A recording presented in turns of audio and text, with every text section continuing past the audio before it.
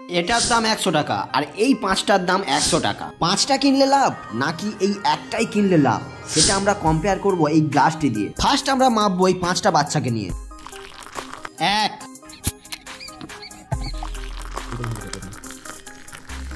2 3 নম্বর বোতলের কিছুটা ঢালতেই দেখলাম যে গ্লাস পুরো ফুল হয়ে গিয়েছে, তাই গ্লাসটিকে খালি করে নিলাম। তারপর 3 নম্বর বোতলে রয়ে যাওয়া সেই কোল্ড ড্রিঙ্কসটি ঢেলে দিলাম। 3টে বোতল কমপ্লিট, বাকি রইল এই দুটো।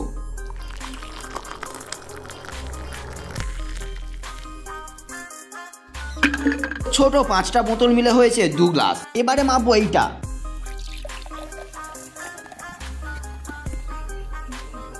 1 গ্লাস।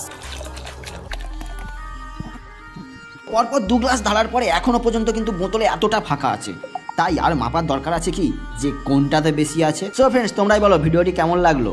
যদি ভালো লেগে থাকে একটু সাপোর্ট করো। টাটা, দেখা হচ্ছে পরবর্তী ভিডিওতে।